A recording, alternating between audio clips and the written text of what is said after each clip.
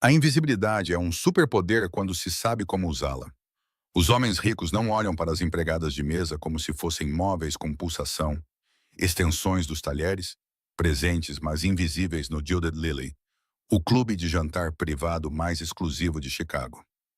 Essa invisibilidade manteve-me viva. Também significava que eu via tudo. A mão que deslizou sobre o decantador de vinho, o pequeno frasco escondido entre dedos bem cuidados, o brilho violeta iridescente à medida que o pó se dissolvia no bordô de $1.200. Contei os grãos na minha mente. 1 segundo, 2 segundos, calculando a dosagem exata. O suficiente para transformar um CEO num cadáver respirante. O suficiente para aprisionar um homem dentro do seu próprio corpo enquanto o seu império ardia à sua volta. Eu deveria ter ido embora. Deveria ter enchido os copos de água, recebido o meu pagamento e ido para casa, para a minha filha. Mas eu vi Junuyun pegar aquele copo, vi os seus dedos fecharem-se em torno da haste, e tomei uma decisão que destruiria tudo o que eu tinha construído para permanecer escondido. A chuva de novembro castigava o centro de Chicago com uma violência que transformava as ruas em rios e fazia os táxis aquaplanarem nos cruzamentos. Dentro do Gilded Lily, a fúria fria da cidade não chegava. Aqui, nesta mansão convertida de um magnata ferroviário na East Walker Drive, o calor atraía como mel sob lustres de cristal. Arandelas em estilo gás projetavam sombras âmbar nos painéis de mogno. O ar tinha gosto de dinheiro antigo, uísque envelhecido e segredos que custavam mais do que a maioria das pessoas ganhava em uma vida inteira. Era um lugar perigoso para um fugitivo trabalhar. Mas o Gilded Lily era o único estabelecimento de luxo na zona que pagava inteiramente em dinheiro e não fazia verificações digitais de antecedentes. Era o único lugar onde um fantasma podia pagar a renda. Rachel Benjamin empurrou as portas giratórias da cozinha. A sua bandeja equilibrava-se com a memória muscular de 3 anos passados invisível. O calor da cozinha agarrava-se à sua pele, misturando-se com o aroma de wagyu grelhado e risoto de trufas negras. Os seus pés doíam dentro dos sapatos pretos regulamentares. Mas ela tinha aprendido a compartimentar a dor da mesma forma que tinha aprendido a compartimentar tudo o resto. A sobrevivência exigia isso. Ser uma mãe solteira a trabalhar com uma identidade roubada exigia isso ainda mais. Aos 29 anos, Rachel tinha aperfeiçoado a arte de desaparecer. Colete preto abotoado sobre uma camisa branca impecável. Cabelo preso num coque tão apertado que apagava qualquer indício de personalidade. Postura apenas diferente o suficiente para sinalizar serviço sem civilidade. Ela movia-se pela sala de jantar como fumo, presente quando necessário, invisível quando não era. 3 anos assim, 3 anos a levar pratos a homens que discutiam milhões enquanto comiam aperitivos, enquanto ela calculava se poderia pagar a taxa da excursão da sua filha. Mas esta noite parecia diferente. Ela não sabia dizer o que tinha mudado na pressão atmosférica da sala. Mas os seus instintos, aprimorados por anos a ler laboratórios de biotecnologia, em busca de riscos de contaminação, e a ler homens em busca de sinais de perigo, gritavam consciência. Ela tinha aprendido a confiar nesse sistema de alarme interno. Ele já tinha salvado a sua vida uma vez. Quando ela fugiu da Helix Corp, 30 segundos antes de a segurança chegar para prendê-la por roubar a sua própria pesquisa. Rachel olhou para a entrada principal, enquanto colocava pratos de ostras Kumamoto na mesa 6, as mãos firmes apesar da tensão que percorria os seus ombros. Foi então que ela o viu. Jun Soo-young entrou no Gilded Lily da mesma forma que os predadores de topo entram no território que já lhes pertence. Não foi necessário nenhum anúncio. Aos 34 anos, ele movia-se com uma economia que sugeria que cada gesto tinha sido calculado para causar o máximo impacto. O seu fato Tom Ford cinzento escuro assentava-lhe como uma segunda pele nos ombros que revelavam uma violência disciplinada, não uma vaidade de ginásio. O cabelo escuro estava penteado para trás, revelando um rosto que equilibrava uma elegância brutal com algo antigo e intransigente. A tinta subia pelo pescoço por baixo da gola. Imagens tradicionais coreanas que o marcavam como alguém do velho mundo e perigoso. Mas foram os seus olhos que fizeram Rachel prender a respiração. Escuros, implacáveis, sempre calculistas. Eles varriam a sala num único olhar abrangente que catalogava saídas, ameaças, oportunidades, O olhar de alguém que aprendera desde jovem que sobreviver significava ver tudo primeiro. Rachel já havia servido homens poderosos antes. Chicago os criava como uma fábrica. Sociopatas de fundos de hedge, manipuladores políticos, bilionários da tecnologia, ainda embriagados pela sua própria mitologia. Mas Juno Yun ocupava uma categoria totalmente diferente. Ela observou o Matraí endireitar a coluna em deferência inconsciente. Observou o Sumier aparecer sem ser chamado. Observou a sutil onda de tensão percorrer a equipe como eletricidade na água. Isso não era riqueza, nem mesmo influência. Era medo vestido com um fato de $5.000. Rachel sabia exatamente quem ele era. Yun Global, o conglomerado biotecnológico coreano que estava a adquirir a Helix Corp. Numa aquisição hostil, ela passou 6 meses a acompanhar obsessivamente todos os intervenientes nessa fusão, todos os executivos que poderiam reconhecer o seu rosto da sua vida anterior. A fotografia de Jun-soo ficou gravada na sua memória durante aquelas sessões de pesquisa paranoicas. Chamavam-no de Dragão da Alma, o CEO mais jovem a transformar patentes farmacêuticas num império corporativo. O homem cuja empresa agora possuía todas as fórmulas que ela já criara, incluindo aquelas que poderiam destruí-la. Ela observou da sua posição perto do bar, enquanto ele era acompanhado até a sala de jantar privada nos fundos, a sala Vanderbilt, reservada para hóspedes que valorizavam a discrição acima do ambiente. A sala acomodava 12 pessoas, mas tinha sido preparada para 5 naquela noite. Rachel tinha recebido a tarefa 2 horas antes, quando Marcos, o gerente de piso, a chamou de lado com uma gravidade incomum. Mesa 1 hoje à noite, Rachel. Serviço impecável. Discrição absoluta. Entendido? Ela tinha entendido. Algumas mesas exigiam mais do que habilidade. Exigiam silêncio. Agora, enquanto preparava o serviço de vinhos e verificava a disposição da mesa uma última vez, Rachel forçou a respiração a se estabilizar. A sua filha Maia estava em casa com a Sra. Rodrigues, a vizinha que cuidava dela por um preço que Rachel mal conseguia pagar. Maia estaria a dormir quando o turno de Rachel terminasse, banhada, com uma história contada e aconchegada por outra pessoa. Mais uma vez, a culpa pesava no seu peito como uma pedra, pesada e imóvel. Mas a culpa era um luxo que ela não podia se dar. Cada hora que trabalhava ali era 1 hora a menos para a carta de aceitação do curso de enfermagem, escondida no seu apartamento. Todas as gorjetas iam para o envelope debaixo do colchão, acumulando-se lentamente para um futuro em que ela poderia usar o seu nome verdadeiro novamente, onde poderia ser mais do que um fantasma. Ela só precisava de permanecer invisível, permanecer em silêncio, permanecer segura. A sala de jantar privada parecia menor do que as suas dimensões reais. A intimidade era alcançada através de um design calculado, e não pela falta de espaço. As paredes cor de vinho absorviam a luz do único lustre imponente, criando sombras que se acumulavam nos cantos como tinta derramada. A mesa tinha capacidade para 12 pessoas, mas estava posta para 5. Cada lugar estava posicionado com precisão geométrica. As janelas do chão ao teto davam para a Walker Drive, mas pesadas cortinas de veludo podiam isolar completamente a sala do mundo exterior. Jun-soo sentou-se à cabeceira da mesa, de costas para a parede, uma posição que lhe dava visão tanto da entrada como das janelas. Os seus dedos repousavam na haste de um copo de água que ele não havia tocado, e os seus olhos acompanhavam tudo com o foco paciente de alguém que havia aprendido a ler a violência nos espaços entre as palavras. 3 homens ocupavam os outros lugares, interrompendo a conversa quando Rachel entrou. Boa noite, senhores. A sua voz atingiu o ponto ideal profissional. Agradável, sem calor. Atenciosa, sem personalidade.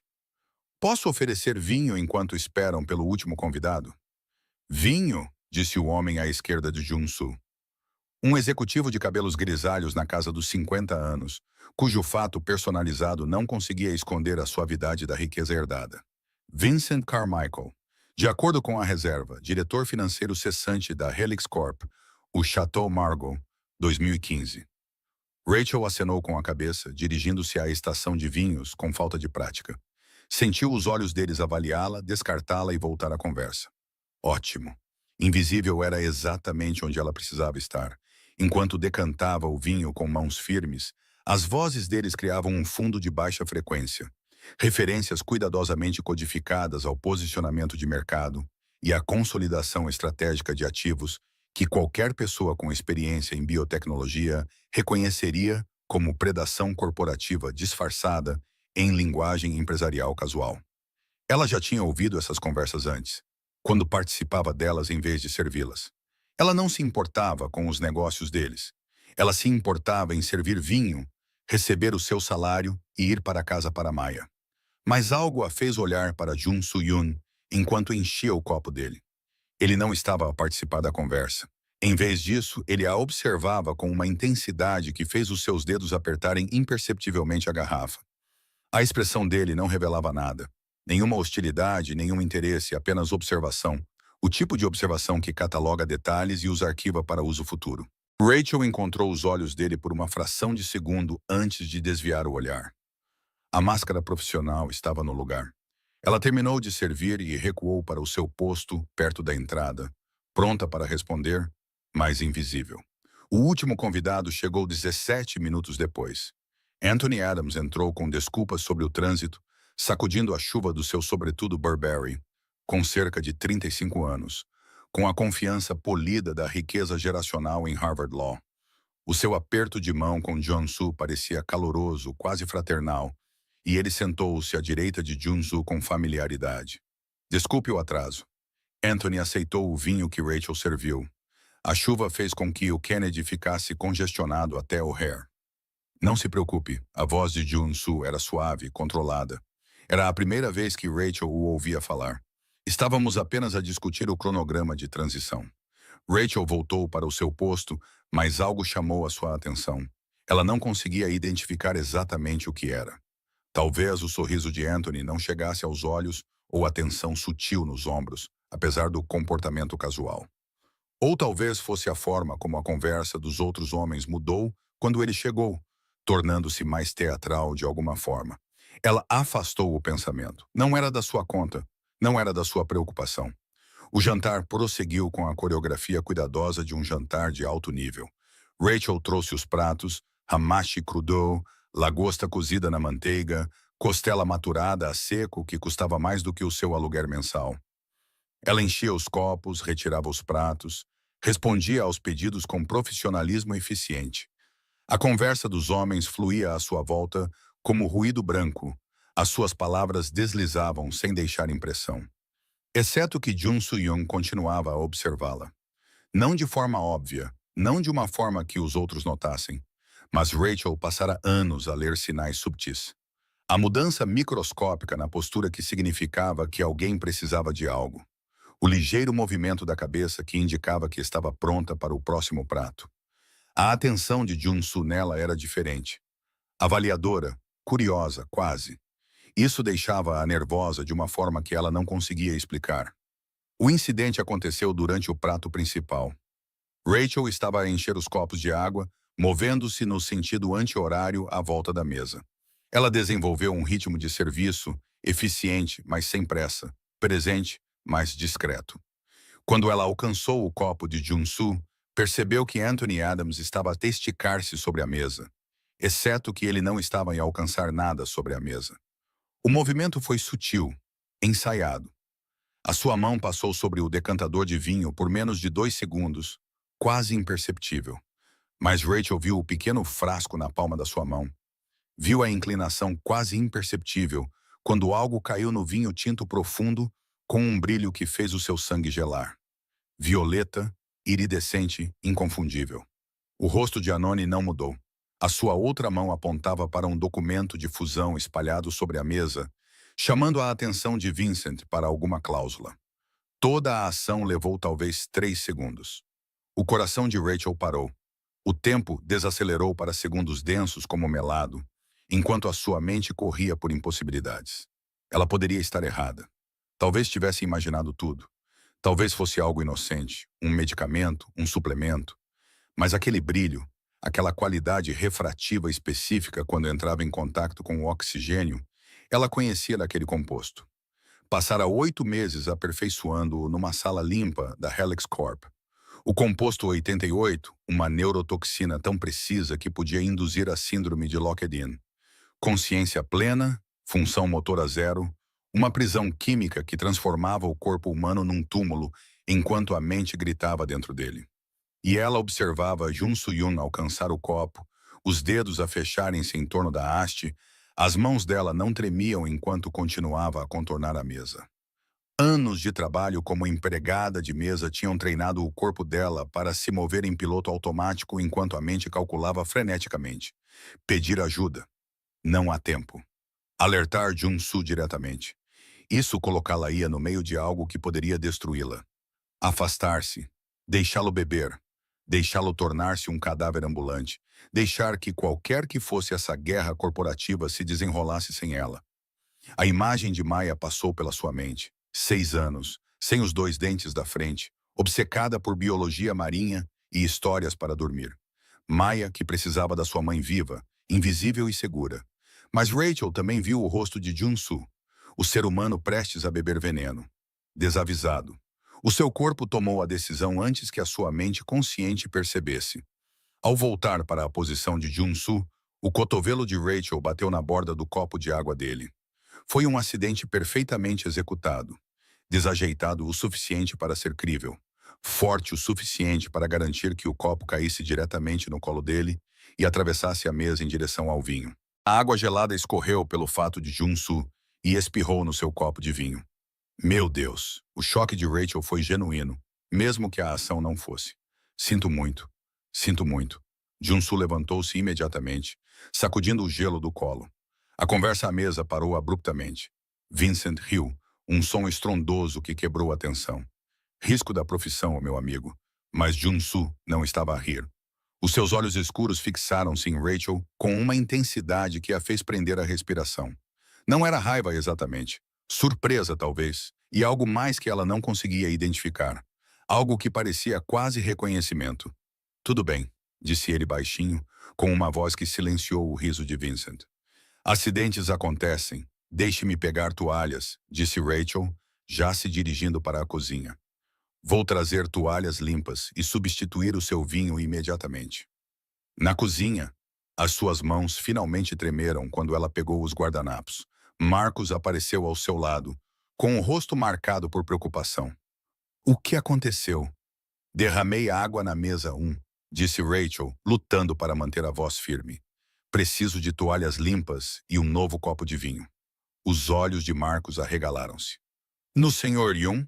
Foi um acidente, disse ela com firmeza. Eu trato disso. Ela voltou com toalhas e um novo serviço de mesa, bem ciente de que todos os olhos estavam postos nela. Jun-soo tinha voltado a sentar-se com uma expressão indecifrável. Mais uma vez, peço desculpa, senhor, disse ela, colocando toalhas limpas. Deixe-me trazer-lhe vinho novo. Quando ela estendeu a mão para pegar a taça contaminada, a mão de Jun-soo se moveu rápida e precisamente, segurando seu pulso, não com dor, mas com firmeza suficiente para impedir seu movimento. Rachel congelou, com o pulso batendo forte contra as costelas. Deixe isso, disse Juna suavemente, com os olhos fixos nos dela. Não foi um pedido. Rachel assentiu, recuando. Ela observou com o coração acelerado, enquanto Jun-soo empurrava o copo de vinho para o lado, fora do alcance. Então, ele voltou a sua atenção para a mesa, de volta aos negócios, como se nada tivesse acontecido. Mas algo tinha acontecido. Rachel sabia disso. E pela tensão repentina nos ombros de Anthony Adams, pelo leve tremor sob o seu bronzeado, ele também sabia. O dragão tinha visto o veneno. E agora ele estava a olhar para a mulher que o salvara, seu olhar sombrio com perguntas que poderiam destruir tudo o que ela construíra para permanecer escondida. Bem-vindos de volta, meus corações ferozes e sonhadores da meia-noite. Antes de mergulharmos, certifiquem-se de que estão inscritos, cliquem no botão Gosto e digam-me de onde estão a assistir. Adoro ver a nossa pequena família de romance sombrio espalhar-se por cidades, países e fusos horários. Cada clique, cada comentário, cada pedacinho de amor que vocês deixam aqui nos ajuda a continuar a desvendar essas histórias de amor perigosas e traições de alto risco juntos. Então, encontrem o vosso lugar tranquilo, diminuam as luzes e preparem-se. Vamos começar. 3 anos atrás, Rachel Benjamin era outra pessoa completamente diferente. Alguém com um nome verdadeiro, um escritório de canto e uma autorização de segurança que lhe dava acesso a complexos que podiam reescrever a neurologia humana. Alguém que cometeu o erro de ser brilhante num sistema que recompensava o roubo em vez da inovação.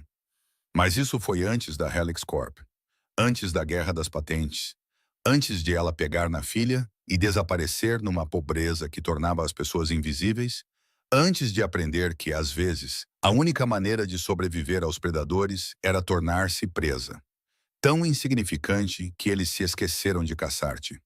Agora essa invisibilidade estava destruída. O aperto de Jansu no seu pulso queimava como uma marca enquanto ele a puxava pela cozinha. Não era doloroso, mas era absoluto. Os dedos dele circundavam o osso dela com um tipo de controlo que sugeria que ele sabia exatamente quanta pressão separava a contenção do dano. Os funcionários da cozinha se afastaram como água, desviando cuidadosamente o olhar.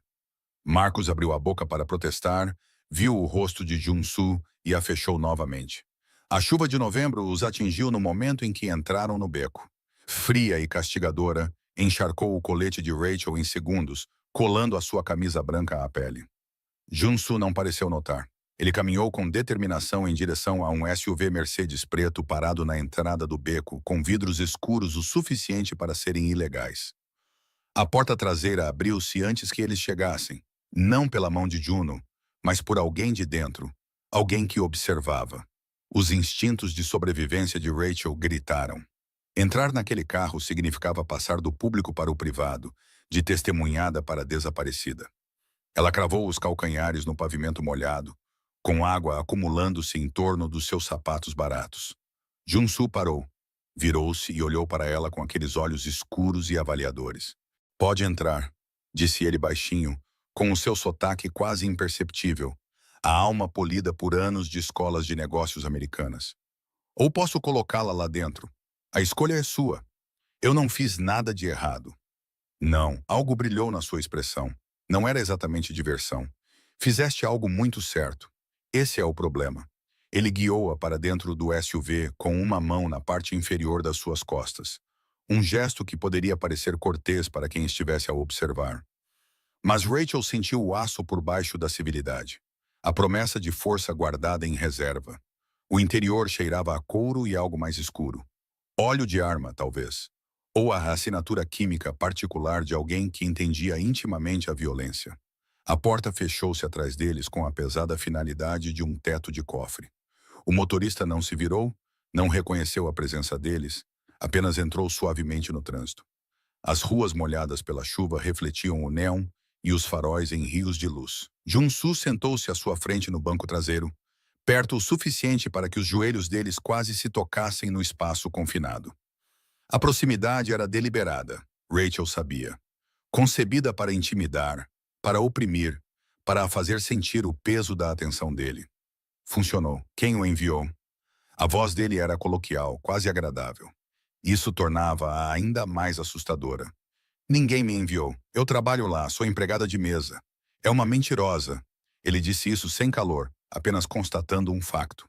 Empregadas de mesa não reconhecem neurotoxinas de nível militar à primeira vista. Não calculam proporções de dosagem em 3 segundos. Não cometem sabotagem deliberada com esse tipo de precisão. Ele inclinou-se para a frente, cotovelos nos joelhos, diminuindo a distância entre eles até Rachel sentir o cheiro da sua colônia. Algo caro e limpo, com um toque de cedro. Então, vamos tentar novamente. Quem te enviou e o que eles querem? O coração de Rachel batia forte contra as costelas, mas ela forçou a voz a ficar firme. 3 anos escondida lhe ensinaram a mentir. Eu não sabotei nada. Eu derramei água. Foi um acidente. Um acidente. Os lábios de Junsu se curvaram. Não era bem um sorriso. Você bateu na mesa com força suficiente para derrubar um copo, mas não o suficiente para perturbar um único documento. Você mirou o derramamento para contaminar especificamente o meu vinho. Não o Bordeaux, não a jarra de água, nenhum dos outros copos ao alcance. Isso não é falta de jeito, isso é treino. Droga! Ele tinha visto tudo, catalogado cada detalhe enquanto ela pensava que ele estava distraído. Eu vi, disse Rachel mudando de tática. A verdade, ou pelo menos parte dela. O seu conselheiro geral. Eu vi ele colocar algo no seu vinho. Jun-Soo ficou muito quieto. O tipo de quietude que os predadores alcançam antes de atacar. O que viste? Um frasco pequeno. Ele o escondeu na mão e despejou o pó na garrafa enquanto todos estavam distraídos. Tinha um brilho. Violeta, iridescente. Isso não é normal. Não é Rolfes ou algo amador, é algo projetado. E como sabes disso? A pergunta pairou entre eles, afiada como uma lâmina. Rachel ponderou suas opções. Mentisse e ele perceberia. Dizer a verdade. E ela se exporia ao homem cuja empresa a perseguia há 3 anos. Ela escolheu um meio termo. Eu trabalhava com pesquisa farmacêutica. Antes de reconhecer as propriedades refrativas, esse composto é um paralisante. Especificamente, induz a síndrome de Locked-in, consciência plena, função motora zero. Você bebe isso e se torna prisioneiro do seu próprio corpo, enquanto outra pessoa controla o seu império. Jun-Soo ficou olhando para ela por 3 batidas de coração. Então ele riu. O som era sombrio, sem humor e, de alguma forma, mais assustador do que a sua calma anterior. Impressionante, disse ele. Identificaste o composto 88 com um vislumbre de 3 segundos sob pouca luz. A maioria dos toxicologistas precisaria de um espectrômetro. Ele inclinou a cabeça, estudando-a com intensidade renovada. Queres saber uma coisa engraçada? Eu também vi. O estômago de Rachel deu um salto. Eu sabia que Anthony estava comprometido há 6 semanas. Tenho tomado microdoses do antídoto para criar imunidade. Esta noite deveria ser o final do jogo. Eu bebo o vinho envenenado. Finjo paralisia. Vejo para quem ele liga e então destruo-os. A voz de Jun-Soo ficou suave, mortal. Mas você estragou tudo. Derramou o meu vinho, destruiu as provas e alertou Anthony de que eu sabia. 3 meses de planeamento. Perdidos. Porque decidiu bancar o herói. Eu não sabia. Não, não sabias. Ele recostou-se, o couro a ranger sob o seu peso. O que faz de ti incrivelmente corajoso ou catastroficamente estúpido? Ainda não decidi qual das duas coisas. Os seus olhos fixaram-se nos dela, escuros e indecifráveis. Então agora deves-me um favor. Custaste-me o meu traidor. Vais ajudar-me a descobrir para quem ele trabalha. Tenho uma filha. Não posso simplesmente desaparecer. Então deverias ter pensado nisso antes de bateres na minha mesa. Juno pegou no telemóvel e digitou algo com movimentos rápidos e precisos. A tua filha Maia tem 6 anos. Ela está com a senhora Rodrigues esta noite. Apartamento 4C, prédio na Ashland Division. Ela gosta de biologia marinha e histórias sobre tubarões. Ela não tem os dentes da frente. O sangue de Rachel gelou. Como tu sabes disso? Eu sei tudo sobre todas as pessoas naquele restaurante no momento em que decido que elas são relevantes. Tu te tornaste relevante no segundo em que tocaste no meu copo de vinho. Ele guardou o telemóvel no bolso. A senhora Rodrigues vai ficar com a Maia durante a noite. Ela receberá o triplo do seu salário normal e dirá que tu tiveste que trabalhar um turno duplo.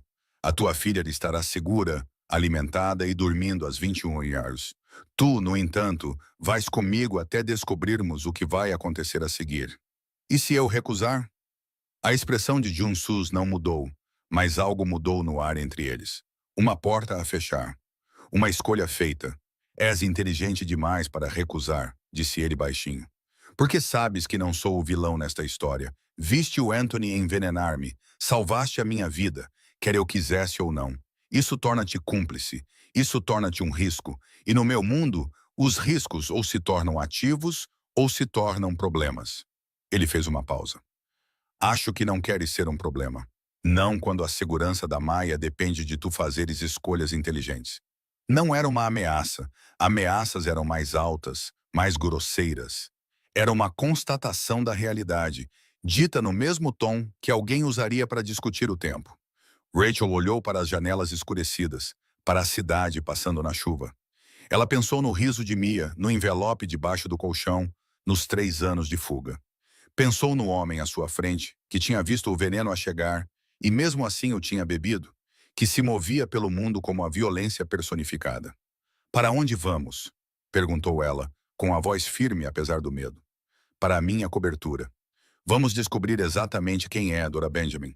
E então vamos decidir se vale a pena mantê-lo vivo. O SUV virou para o norte, em direção às torres que dominavam o horizonte de Chicago. em direção a um mundo que Rachel havia deixado para trás, em direção a respostas que ela não tinha certeza se queria, e do outro lado, Juno Yun a observava com olhos que não perdiam nada, calculavam tudo e prometiam consequências que ela ainda não podia imaginar. A cobertura ocupava todo o último andar de uma torre de vidro com vista para o lago Michigan. A segurança de Junsu escoltou-os através de um elevador privado que exigia tanto uma verificação biométrica quanto um código de acesso. O tipo de proteção redundante que sugeria paranoia nascida da experiência. As portas abriram diretamente para o seu espaço, sem corredor, sem buffer, entre o público e o privado. Rachel entrou num mundo de luxo frio. Janelas do chão ao teto mostravam a tempestade que assolava o lago. Raios cruzavam a água negra. O interior era todo linhas limpas e minimalismo brutal. Pisos de mármore branco, móveis pretos, arte que parecia cara e deliberadamente desconfortável. Sem fotografias, sem toques pessoais. Uma fortaleza projetada por alguém que não confiava em nada nem em ninguém. Espere aqui. Juno desapareceu numa sala adjacente, deixando Rachel sozinha com um segurança que ficava ao lado do elevador como uma estátua. Um jovem coreano com a postura rígida do treino militar. Ele não olhou para ela, não reconheceu a sua presença. Apenas ficou ali, uma lembrança de que ela não era livre para sair. Os sapatos molhados de Rachel chapinavam no mármore. A sua camisa colava-se à pele, agora translúcida, o sutiã preto visível sob o tecido branco. Ela cruzou os braços sobre o peito, tremendo menos de frio do que da realidade da sua situação. Ela tinha caído numa armadilha preparada com as suas próprias boas intenções. Junsu voltou vestindo roupas diferentes, jeans pretos, um suéter cinza que enfatizava a largura dos seus ombros. Ele secou o cabelo e penteou-o para trás. A informalidade fazia-o parecer mais jovem, mais perigoso de alguma forma. As tatuagens no pescoço dele estavam totalmente visíveis agora. Imagens tradicionais coreanas que envolviam a sua garganta como uma gola, dragões e pianias, e algo que poderia ser chamas. Ele atirou-lhe uma toalha e um pedaço de tecido. As casas de banho ali mudam.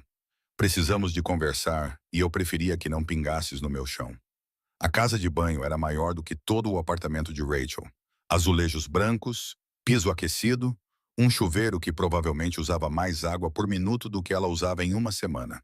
Ela secou-se e tirou o uniforme molhado. As roupas que ele lhe deu eram masculinas. Uma t-shirt branca e calças de treino pretas, ambas demasiado grandes. Ela teve de enrolar a cintura 2 vezes para as manter no lugar. Sem sutiã, sem roupa interior que lhe servisse. Ela sentiu-se exposta, vulnerável. Quando ela saiu, Junsu estava de pé junto às janelas, com o telefone ao ouvido, a falar rapidamente em coreano. Ele olhou para ela, os seus olhos seguindo os seus pés descalços até ao seu cabelo úmido, e algo brilhou na sua expressão. Então, ele voltou-se para a tempestade, terminando a conversa num tom que sugeria que estava a dar ordens, não a recebê-las. Ele terminou a chamada, guardou o telefone no bolso e virou-se para ela. Disseste que reconheceste o complexo. Prova isso, eu disse-te o que era. Não acredito em ti. Ele aproximou-se, cada passo deliberado. Porque o complexo que descreveste não existe em nenhum banco de dados público. É uma pesquisa militar confidencial. Nível 5 de autorização. Menos de 1 dúzia de pessoas em todo o mundo viram a fórmula. Então, ou está a mentir sobre o que viu, ou está a mentir sobre quem é. Ele parou a poucos centímetros de distância. Perto o suficiente para que ela tivesse que inclinar a cabeça para trás para manter o contato visual. Qual das duas, Dora Benjamin? Rachel prendeu a respiração. Ele sabia o seu nome verdadeiro, não a identidade falsa que ela usara no restaurante. O seu nome verdadeiro. Há quanto tempo sabe, desde que fiz o reconhecimento facial da sua foto durante a viagem de carro? Rachel Benjamin, ex-química-chefe da divisão de projetos especiais da Helix Corps. Especialização em neurofarmacologia com ênfase em aprimoramento cognitivo e agentes paralisantes direcionados. Desapareceu há 3 anos, 48 horas antes de investigadores federais invadirem a Helix por fraude de patente, mandado de prisão, espionagem corporativa, roubo de propriedade intelectual, sabotagem industrial. Ele fez uma pausa. Mas o que me interessa é o que levou quando fugiu. Porque os meus contabilistas forenses tentam há 3 anos fazer engenharia reversa dessas fórmulas e não conseguem. As notas de pesquisa que destruiu eram as únicas cópias. É a química fantasma, aquela que escapou. A sua empresa roubou a minha pesquisa, disse Rachel, com voz baixa e feroz. Todos os compostos que desenvolvi, a Helix vendeu ao melhor licitante sem me dar crédito, sem compensação além do meu salário. Eles apagaram o meu nome de todos os pedidos de patente. Então, sim, destruí as notas. Sim, fugi porque não ia ajudá-los a transformar o meu trabalho em arma. Nobre. O tom de Jun sugeria que ele não achava nada de nobre nisso. Também estúpido. Você vale 8 dígitos para mim, Dr. Benjamin. Vivo ou morto. De preferência vivo, pois preciso desse cérebro intacto. Ele deu um passo para trás, dando-lhe espaço para respirar.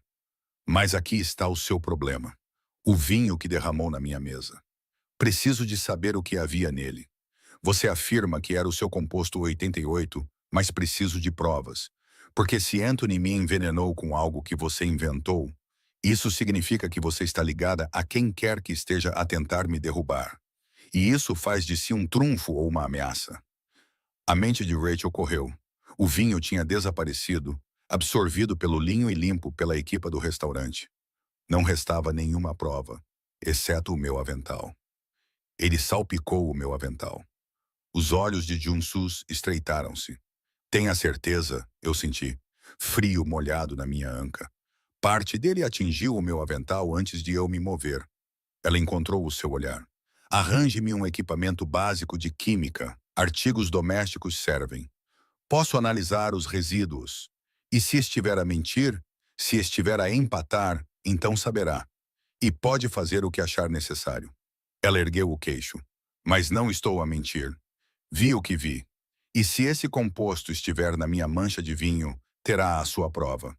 Por um longo momento, Junsu a estudou. Então, ele pegou o telemóvel e enviou uma mensagem. O meu chefe tem os itens de que precisa. Tem 30 minutos. A cozinha era profissional, toda em aço inoxidável e com eletrodomésticos importados. A chefe, uma mulher pequena com cabelos grisalhos, já havia preparado o básico.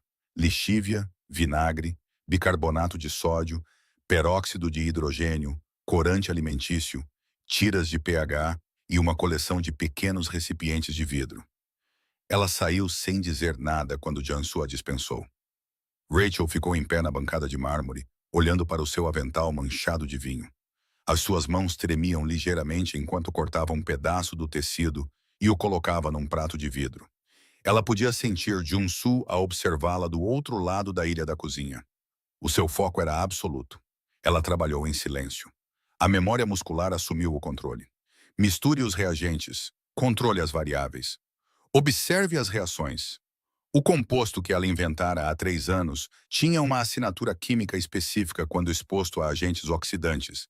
Se estivesse presente, a solução ficaria com um tom específico de azul. Azul cobalto, distinto e inconfundível. Ela adicionou o reagente final. Esperou. A solução ficou verde. Rachel olhou para ela, com o estômago a revirar-se. Isso é impossível. O que é impossível? A voz de Junsu veio diretamente atrás dela. Ele tinha se movido silenciosamente, o peito quase a tocar nas costas dela enquanto olhava por cima do ombro dela. Não é o composto 88, é... Ela repetiu o teste, verificando 3 vezes o seu trabalho. O mesmo resultado. Verde, não azul. Não é um paralisante, é um marcador genético. Um composto de marcação bioluminescente. De nível militar, o que significa que Anthony não estava lá a tentar paralisá-la. Ele estava a marcá-la para rastreamento por imagens de satélite, provavelmente. Este composto liga-se ao ADN e faz com que as suas células brilhem sob comprimentos de onda específicos. Alguém poderia rastreá-la em qualquer lugar do mundo. Ela virou-se para encará-lo, subitamente consciente de quão perto ele estava. Ela podia sentir o cheiro da pele dele. Limpa e quente, podia ver os reflexos âmbar nos olhos escuros dele. Alguém está a vir atrás de si. Não para matá-la, para levá-la. Junsu cerrou os dentes.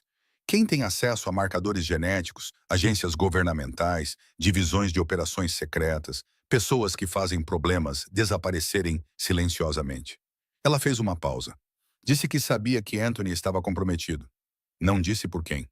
Pensei em espionagem corporativa. Uma empresa rival a tentar roubar a fusão da Helix. Os olhos dele fixaram-se nos dela. Mas isto não é corporativo, é outra coisa. Como reconheceu tão rapidamente? A diferença entre um paralisante e um marcador? Ele ainda estava muito perto. A sua presença era avassaladora no espaço confinado da cozinha. A maioria dos químicos precisaria de dias de análise. O coração de Rachel batia forte. Este era o momento. Mentir e manter o seu disfarce, ou dizer a verdade e se expor completamente ao homem cuja empresa a estava a perseguir. Porque eu inventei os dois, disse ela baixinho. O composto 88 e o marcador genético. Eles faziam parte do mesmo projeto de pesquisa na Helix.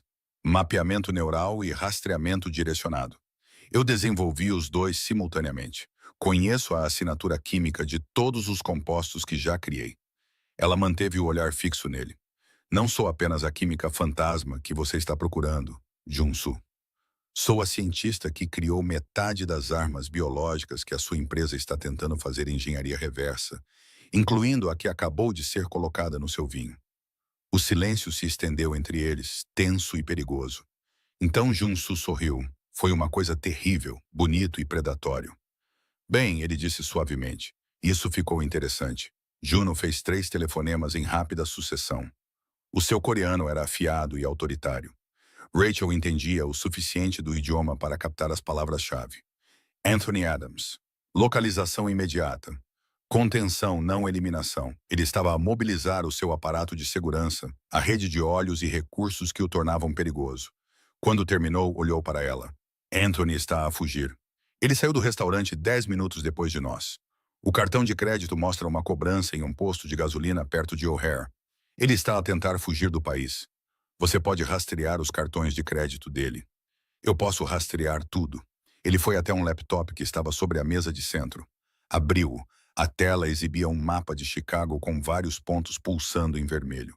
O meu pessoal já está a se mover para interceptá-lo, mas preciso de você comigo. Por quê? Porque você entende a ciência. Se Anthony me marcou, ele está a trabalhar para alguém que precisa de mim vivo e rastreável. Isso é o governo ou algo pior. Preciso saber qual dos dois. O telemóvel de Rachel vibrou no bolso. O telemóvel descartável barato que ela usava para emergências. Ela o tirou. Uma mensagem da senhora Rodrigues. Maia está a dormir, tudo bem. Estranho, alguém me pagou um extra.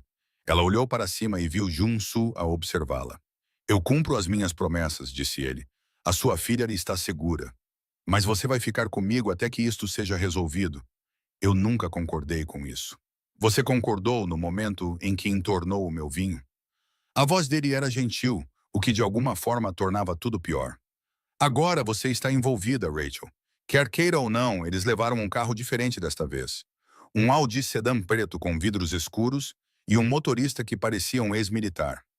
A chuva tinha diminuído para uma garoa. As ruas da cidade refletiam as luzes da rua e fitas douradas ondulantes. Jun-Soo sentou-se ao lado dela no banco de trás, a sua coxa pressionada contra a dela no espaço confinado. Ele estava a digitar no seu telemóvel, coordenando o seu pessoal com a eficiência de alguém acostumado a comandar. Quantas pessoas trabalham para si? Perguntou Rachel. O suficiente. Ele não tirou os olhos do telemóvel. A Young Global emprega 14 mil pessoas em 6 países. Mas a minha rede de segurança pessoal é menor, mais seletiva, mais ilegal, quer dizer? Agora ele olhou para ela, levantando uma sobrancelha. Eu opero em áreas cinzentas. O meu pai me ensinou que a lei é uma estrutura para pessoas que não podem se dar ao luxo de escrever as suas próprias regras. Os olhos dele fixaram-se nos dela. Isso incomoda-te? Sim, ótimo. Deves ficar incomodada. Deves ficar apavorada. Estás num carro com um homem que poderia fazer-te desaparecer e ninguém faria perguntas. O teu instinto de sobrevivência deveria estar a gritar. Está. Então por que não estás a lutar? Porque lutar não me salvará, pensou Rachel. Porque homens como tu não respondem à resistência, respondem ao valor. E neste momento, eu sou valiosa porque precisas de mim, disse ela em voz alta. E eu preciso de ti para descobrir quem está a usar a minha pesquisa para te caçar. Isso faz com que estejamos temporariamente alinhados. Jun-Soo sorriu, uma expressão genuína que transformou o seu rosto. Inteligente. Gosto de inteligentes. Encontraram Anthony Adams numa garagem perto do terminal internacional de O'Hare. O pessoal de Junsu o encurralou. 3 carros, 6 homens, todos vestidos com ternos escuros que gritavam segurança privada. Anthony estava ao lado do seu Mercedes, com as mãos visíveis, o rosto pálido sob as luzes fluorescentes. Junu saiu do Audi com uma graça letal. Rachel seguia um passo atrás. A garagem cheirava a óleo de motor e escapamento, cada som ecoando contra o concreto. Anthony, a voz de Junsu atravessou o espaço conversacional. Vai a algum lado? Anthony engoliu em seco. Junsu, ouve, eu posso explicar. Explica como me envenenaste. Explica como tens vendido informações aos meus inimigos. Estou a ouvir. Junsu parou a 3 metros de distância, com as mãos nos bolsos. Relaxado. Perigoso. Não é o que você pensa.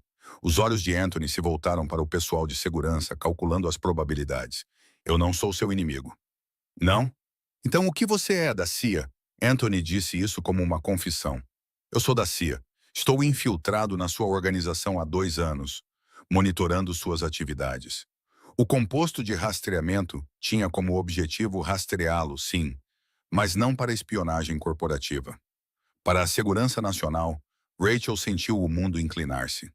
A expressão de Junsu não mudou.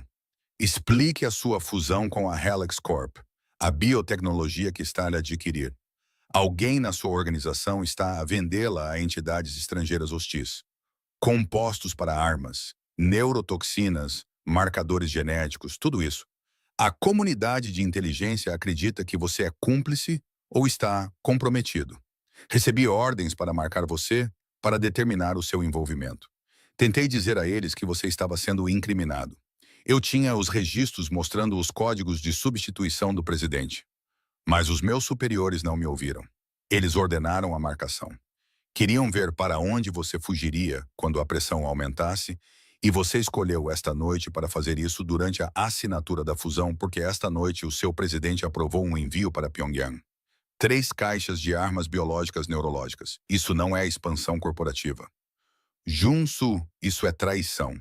O presidente, mentor de Junsu, sua figura paterna, o homem que construiu a Yum Global do nada e preparou Junsu para herdar o império. Rachel observou o rosto de Junsu com atenção. Viu o momento em que a informação chegou. Viu a traição brilhar nos seus olhos antes que ele a escondesse. Estás a mentir, disse Junsu suavemente. Tenho documentação. Transferências financeiras, manifestos de embarque, comunicações entre o teu presidente e intermediários norte-coreanos. Ele tem usado o teu nome, os teus códigos de autorização. Tanto quanto qualquer funcionário oficial sabe, és tu quem está a vender armas a terroristas. Junsu ficou em silêncio por um longo momento. Então riu, com um som amargo e frio. Inteligente. Incrimina o ar. Proteger o legado. Quando é que ele começou? Há 6 meses, logo após o seu exame médico trimestral. O meu exame médico. A voz de Junsu ficou monótona. O que é que isso tem a ver com alguma coisa? Anthony olhou para Rachel, depois voltou a olhar para Junsu. Você não sabe. Saber o quê? O seu presidente tem encobrido isso, o diagnóstico, a razão pela qual ele tem insistido em tratamentos experimentais. Junsu tem uma doença cerebral degenerativa hereditária. Está numa fase inicial, controlável com o tratamento certo, mas é progressiva. O seu presidente tem vendido armas biológicas à Coreia do Norte. Não por dinheiro. Ele tem dinheiro de sobra. Ele está a trocar por matérias-primas, isótopos sintéticos raros, que são ilegais no Ocidente, mas necessários para a cura experimental que ele está a desenvolver. O silêncio na garagem era absoluto. Rachel observou o rosto de Junsu. Viu o controlo cuidadoso rachar. Viu a vulnerabilidade por baixo da armadura. Isso é impossível, disse Junu, mas a sua voz carecia de convicção. As microdoses que tem tomado não são um antídoto para a paralisia. São estabilizadores neurais experimentais. O seu presidente convenceu-o de que eram estimulantes da imunidade, mas estão a manter a química do seu cérebro equilibrada.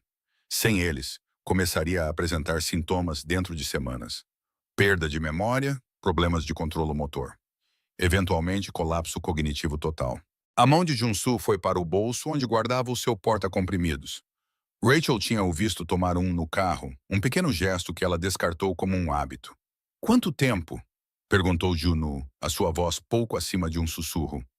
O presidente tem financiado a investigação há 8 meses.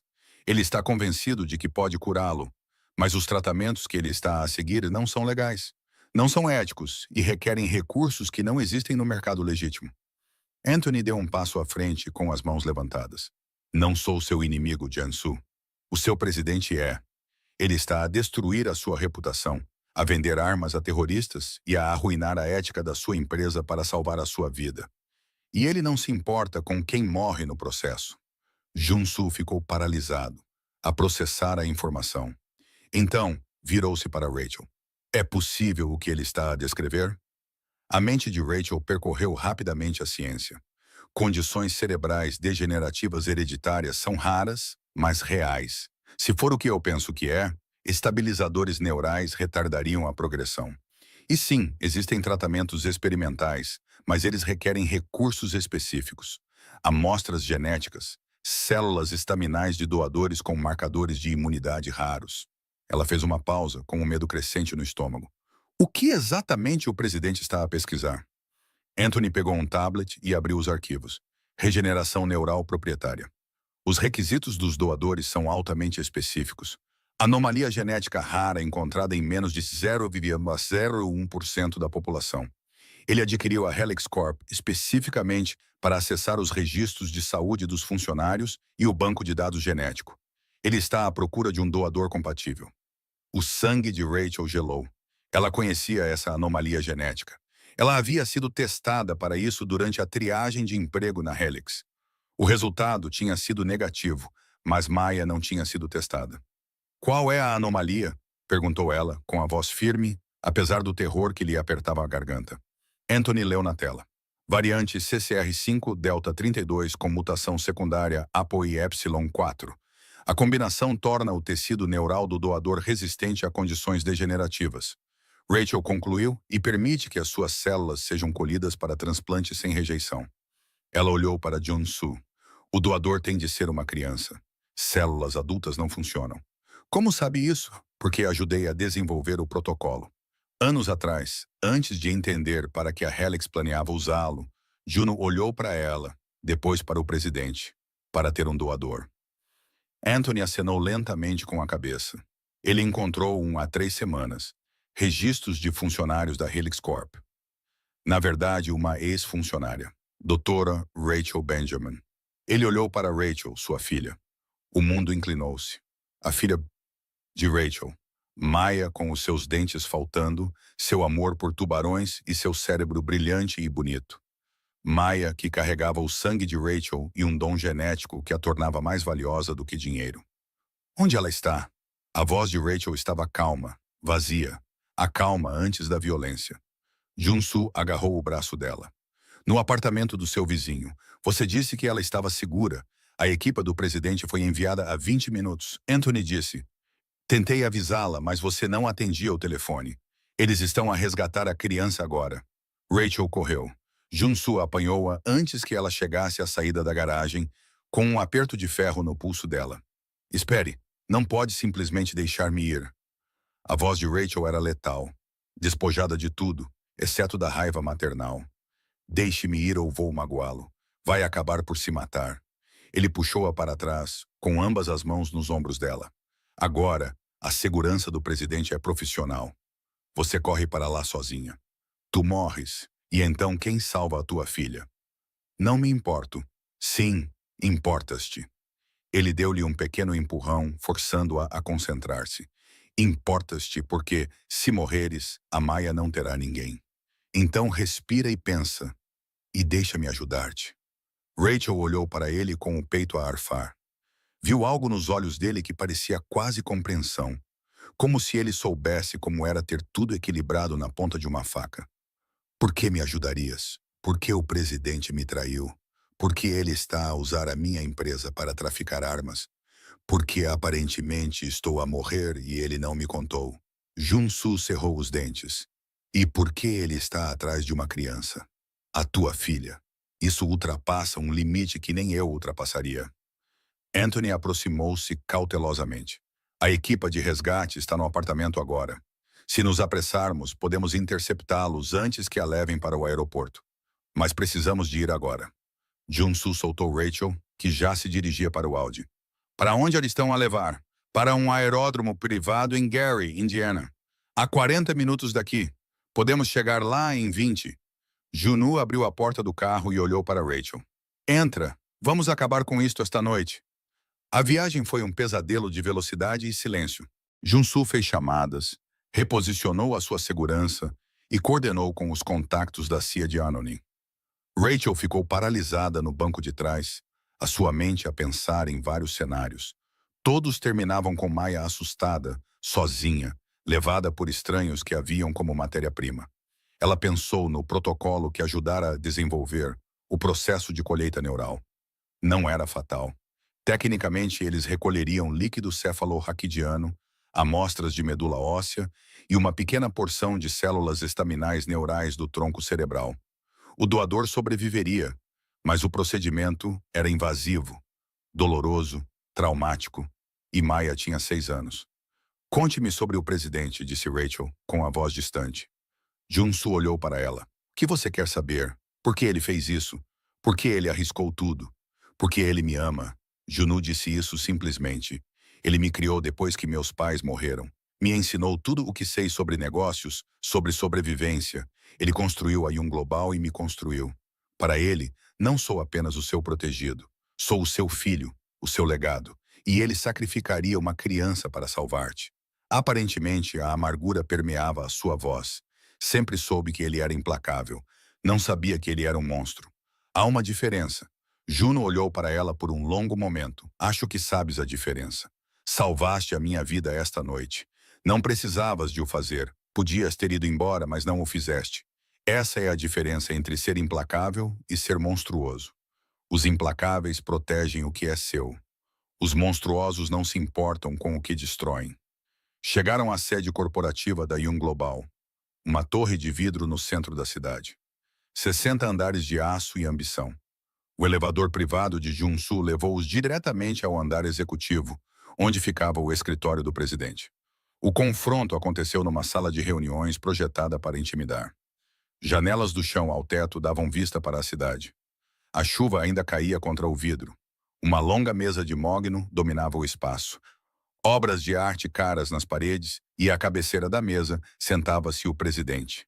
Lee Sang-min tinha mais de 70 anos, mas a idade não o havia suavizado. Cabelos grisalhos penteados para trás, em um rosto esculpido em pedra, olhos perspicazes e calculistas. Ele usava um terno de 3 peças que parecia uma armadura, com as mãos calmamente cruzadas sobre a mesa quando Jun-soo e Rachel entraram. Junu. A voz do presidente era calorosa, paternal. Não esperava você esta noite. Quem é sua convidada? Dr. Rachel Benjamin, a química fantasma que você tem procurado. Juno caminhou até a mesa, parou em frente ao seu mentor e à mãe da criança que acabara de sequestrar. A expressão do presidente não mudou. Palavras fortes. Você tem provas. Tenho Anthony Adams sob custódia. Ele está a cantar como uma ópera. Armas, vendas, pesquisa ilegal, tráfico humano, tudo autorizado em meu nome, usando os meus códigos de autorização. Junu inclinou-se para a frente com as mãos apoiadas na mesa. Você me incriminou. Está a destruir tudo o que construímos. Estou a salvar a sua vida, disse o presidente calmamente, como se estivesse a afirmar um facto. Tem menos de 2 anos antes que a condição se torne sintomática. 5 anos antes do colapso cognitivo. Não vou ficar a ver-te morrer, Jun-soo. Não vou. Então, sequestra crianças, traficar armas para terroristas. Faça o que é necessário, disse o presidente levantando-se. Vá para as janelas. És jovem. Ainda não compreendes o que significa amar alguém mais do que a tua própria alma. Ver essa pessoa a morrer e saber que tens os recursos para a salvar, mas as leis da sociedade dizem que não podes. Não estou preso à moralidade deles. Jun-soo, estou preso ao meu amor por ti. Onde está ela? A voz de Rachel cortou a sala como uma lâmina. Onde está a minha filha? O presidente virou-se e olhou para ela com a indiferença de alguém que avalia gado. A criança está a ser preparada para o transporte. O procedimento está marcado para amanhã de manhã. Ela vai sobreviver. Vais recuperá-la. Achas que vou deixar-te cortar o cérebro da minha filha? Acho que não tens escolha. O presidente voltou ao seu lugar e juntou os dedos. Eu controlo este edifício, esta empresa, a infraestrutura desta cidade. Você é uma fugitiva com um mandado de prisão. Junsu é um homem moribundo que precisa de tratamento. A criança tem material genético que pode salvá-lo. É matemática simples. Ela tem 6 anos, disse Rachel, com a voz trêmula de raiva. E ela terá 7, 8 anos. Ela crescerá, viverá uma vida plena. O procedimento é minimamente invasivo. Ela sentirá algum desconforto, mas as crianças são resilientes. O tom do presidente era razoável, como se estivesse a discutir um pequeno inconveniente. Ponderado contra a vida de Junsu, é um custo aceitável. Junsu ficou em silêncio, o seu rosto esculpido em pedra. Rachel observou-o, esperando que ele falasse, que defendesse a sua filha, que mostrasse que era diferente deste monstro que o criara. Não, disse Junsu finalmente. A palavra caiu como um martelo. O presidente pestanejou. Desculpe, eu disse. Não, você vai libertar a criança. Você vai encerrar a pesquisa e se entregar às autoridades federais. Junsu, você não está a pensar claramente. Estou a pensar claramente pela primeira vez em meses. A voz de Junsu estava calma. Você tem me drogado, mentido para mim, usado a minha empresa para cometer atrocidades. Dizes que me amas. Isto não é amor. Isto é obsessão. Isto é controlo. Ele endireitou-se. Não quero viver se isso custar o trauma de uma criança. Não quero a tua cura se isso exigir tornar-me o tipo de homem que destrói a inocência. Tu vais morrer. Então eu morro. Mas morro como eu mesmo, não como teu fantoche. O rosto do presidente endureceu. És ingrata? Ele pressionou um botão na secretária. Segurança. Detém-nos. As portas abriram-se. 4 homens entraram, armados, profissionais. Junu não se mexeu. Vais mesmo fazer isto? Estou a salvar a tua vida. Mesmo que tenha de te salvar de ti mesma. A mente de Rachel acelerou. 4 homens armados, uma saída, sem armas. A matemática era brutal. Mas havia sempre outra equação, outra variável. Está a cometer um erro, ela disse ao presidente. O procedimento que está a planear não vai funcionar. Tenho os melhores cientistas. Tem cientistas que estão a adivinhar. Eu concebi o protocolo. Sei por que é que falha. Ela aproximou-se da mesa, calculista e calma. O material genético degrada-se durante a extração. Precisa de um dador vivo, continuamente ligado. Não pode simplesmente colher e transplantar. Precisaria manter a maia ligada ao Junsu durante semanas, meses, talvez. É isso que quer? Transformar uma criança num dispositivo médico? Os olhos do presidente estreitaram-se. Está a mentir, não é? Verifique a sua pesquisa. Verifique as taxas de falha. Todos os ensaios terminaram com rejeição do dador ou psicose do receptor, porque não está apenas a transplantar células, está a transplantar padrões neurais, memórias, identidade. Se fizer este procedimento, Junsu não será mais Junsu. Ele será um híbrido. Parte ele mesmo, parte menina de 6 anos. Ela deixou que isso fosse assimilado. É esse o filho que quer salvar? Ou só quer possuir algo? O silêncio prolongou-se. O presidente olhou para ela, calculando. Ela está a dizer a verdade. Anthony Adams entrou na sala, ladeado por 3 agentes federais. Temos acompanhado a sua pesquisa. Todos os sujeitos dos testes morreram ou enlouqueceram. O procedimento não funciona. Nunca funcionou. Está a perseguir uma cura fantasma. O presidente olhou para Junsu, para Rachel, para os agentes que agora o cercavam. Você vai morrer, disse ele a Junsu, com a voz embargada. Sem tratamento, você vai morrer. Então morrerei como humano, disse Junu suavemente. Onde está a criança? O presidente desmoronou. Então a fachada de aço desabou, deixando apenas um velho que havia perdido tudo. Aeródromo, sussurrou ele. Hangar 7. Estão a carregá-la agora. Junsu agarrou a mão de Rachel. Vamos! Eles correram. As hélices do helicóptero batiam contra o ar noturno. Um trovão rítmico que abafava os pensamentos. Junsu pilotava com a precisão de alguém que aprendera a voar antes de aprender a confiar. E Rachel sentou-se ao lado dele no assento do copiloto. Os nós dos dedos brancos contra o cinto de segurança. Abaixo deles, as luzes de Chicago davam lugar à expansão industrial de Gary, Indiana. Uma paisagem de ferrugem e abandono pontuada por fábricas ocasionais em funcionamento. A voz de Anone crepitava no fone de ouvido. O Hangar 7 é o terceiro prédio a partir do extremo norte. 2 veículos no estacionamento. As assinaturas de calor mostram 4 pessoas dentro, uma do tamanho de uma criança, armadas. A voz de Junsu estava calma, concentrada. Presumo que sim, mas eles são da segurança corporativa, não militares. Não vão atirar a menos que sejam encurralados. Ótimo. Junsu ajustou a aproximação, descendo o helicóptero rapidamente. Porque estou prestes a encurralá-los. Aterraram no parque de estacionamento com força suficiente para rachar o asfalto. O holofote do helicóptero inundava a entrada do hangar. Juno desligou o motor e saiu antes que as hélices parassem de girar. Rachel logo atrás dele. A porta do hangar estava trancada com uma fechadura de aço. Juno pegou no telemóvel e digitou algo. A fechadura se abriu. Códigos de substituição, explicou ele. Eu sou o dono deste aeródromo. O interior do espaço era cavernoso e frio. Um jato particular estava parado no concreto. As escadas estavam abertas, os motores aquecendo. 4 homens internos escuros estavam perto da aeronave e entre eles, segurada pela mão, estava Maya. Ela parecia tão pequena, tão assustada. A mochila da Disney pendia de um ombro. O seu tubarão de pelúcia favorito estava apertado contra o peito. Quando viu Rachel, o rosto dela se contorceu. Mamãe. Rachel correu. Ela não pensou, não calculou, apenas correu, diminuindo a distância entre ela e a sua filha com toda a velocidade que tinha. Os homens moveram-se para interceptá-la, mas Junsu foi mais rápido. Ele não atacou, não ameaçou. Apenas ficou entre eles e Rachel. A sua presença era uma parede. Afastem-se, disse ele calmamente. Isto acabou, Sr. Yun. O presidente autorizou. O presidente está sob prisão federal e estou a dar-vos uma escolha. Afastem-se agora ou destruam as vossas vidas financeiramente, legalmente, profissionalmente. Todas as opções de ações, todos os fundos de reforma, todas as referências desaparecerão. A voz de Junsu era suave, mortal.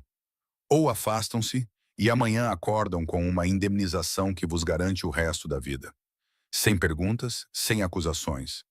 Os homens olharam uns para os outros, olharam para Maya, olharam para Junsu. Eles foram embora. Rachel caiu de joelhos, puxando Mia para os seus braços. A sua filha cheirava a shampoo de morango e suor de medo, e Rachel enterrou o rosto no cabelo de Mia e tremeu com a força do alívio. Pensei que não viesses, sussurrou Mia. Disseram que os enviaste para me buscar, mas eles eram assustadores, mamã. Não sorriam, pois não? Eu sei, querida, eu sei. Lamento imenso. Rachel afastou-se e verificou se a filha tinha ferimentos. Eles magoaram-te? Não. Só me assustaram.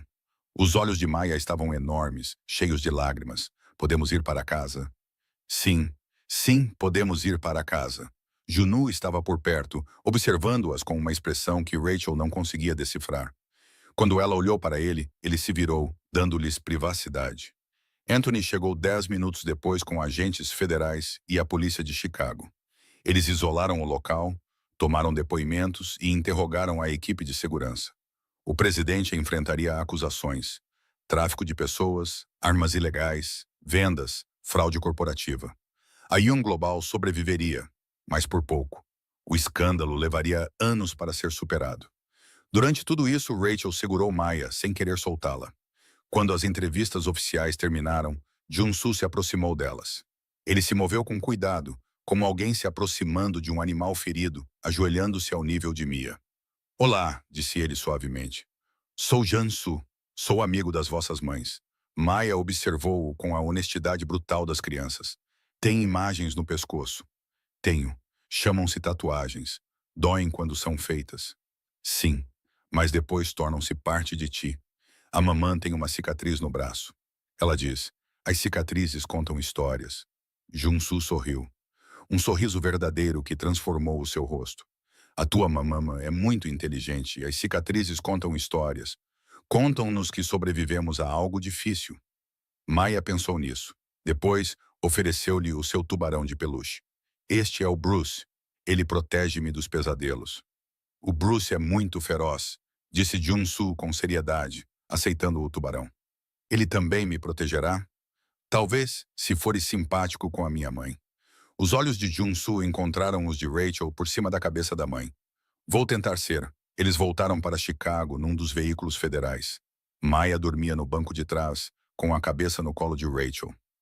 Jun-soo sentou-se à frente, em silêncio, olhando para a escuridão antes do amanhecer. O que vai acontecer agora? Rachel perguntou baixinho. Agora, controle de danos, audiências no Congresso, provável investigação criminal sobre o meu envolvimento. A voz de Jun-soo estava cansada. Provavelmente vou perder a empresa. Definitivamente vou perder a fusão. Tudo o que construí. Sinto muito. Não sinta. Não foi você que causou isso. Fui eu, por confiar na pessoa errada, por não fazer perguntas quando deveria. Ele fez uma pausa. E por ser digno de ser salvo, aparentemente, pelo menos aos olhos do presidente. Você é? Rachel perguntou. Está a morrer? Sim. Ele disse simplesmente. O diagnóstico é real. Condição neurodegenerativa hereditária, progressiva, fatal. Tenho talvez 3 anos antes que os sintomas se tornem graves e não há tratamento. Nenhum real. Tudo o que o presidente encontrou era experimental, antiético ou impossível. Eu estava morto no momento em que herdei o ADN do meu pai. Ele virou-se para olhar para ela, mas prefiro morrer como eu mesmo do que viver como um monstro. Ajudou-me a lembrar que eles voltaram para a cobertura de Jun-soo quando o sol nasceu sobre o lago Michigan, pintando o céu em tons de rosa e dourado. Agentes federais protegeram o edifício, mas Jun-soo os convenceu a deixar Rachel e Mia descansarem antes do interrogatório formal. Mia acordou o tempo suficiente para comer cereais e foi colocada no quarto de hóspedes, cercada por almofadas que custavam mais do que o aluguer mensal de Rachel. Ela adormeceu novamente em poucos minutos, exausta pelo medo e pelo alívio. Rachel encontrou Jun-soo na varanda, observando o nascer do sol. Ela ficou ao lado dele em silêncio, sentindo o ar frio da manhã contra a pele. As notas de pesquisa, ela disse finalmente. As que destruí quando fugi da Helix. Tenho cópias de segurança.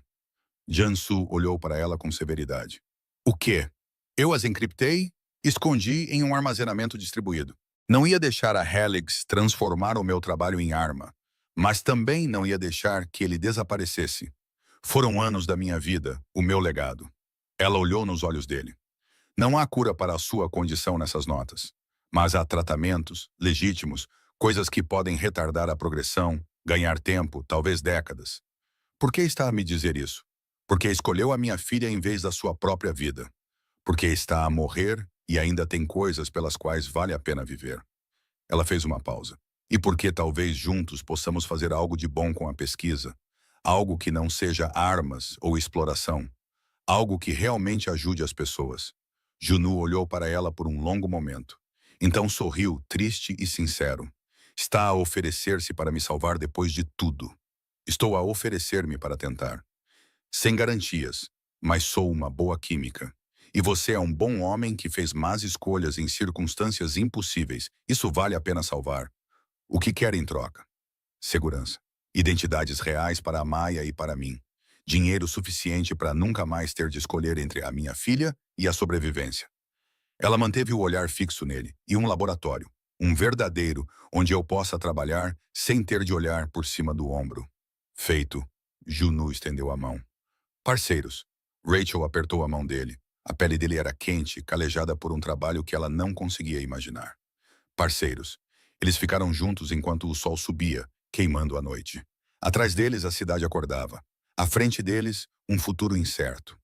Mas pela primeira vez em 3 anos, Rachel sentiu algo parecido com esperança. A investigação federal levou semanas.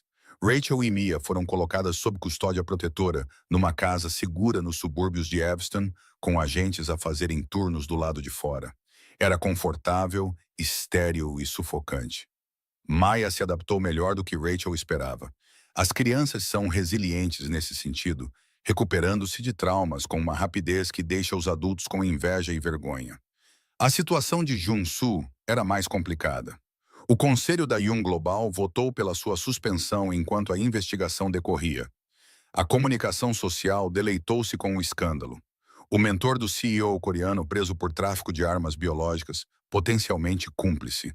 Os advogados de Junu trabalharam horas extras, mas o mal já estava feito. A sua reputação, cuidadosamente construída ao longo de uma década, desmoronou-se em poucos dias.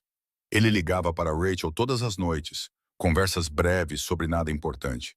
Como estava Maya? Rachel tinha dormido? Precisava de alguma coisa?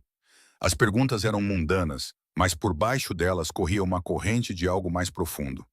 Uma ligação forjada na crise, testada pela separação, mas a sua voz ficava mais áspera a cada chamada. Ele tinha deitado fora os comprimidos estabilizadores do presidente na noite da prisão, recusando-se a continuar a tomá-los agora que sabia que eram financiados pelo tráfico de crianças. Sem eles, os tremores já estavam a começar. No 16º do dia, Anthony Adams visitou o seu esconderijo. Acabou, disse ele, acomodando-se no sofá do governo. O presidente confessou tudo. Cooperação total. Jun-Soo está livre, sem acusações. O conselho da empresa votará amanhã a sua reintegração. Rachel sentiu alívio e algo mais. Decepção. Talvez por estar a acabar. Por eles voltarem ao normal. E nós? Os mandados? Retirados.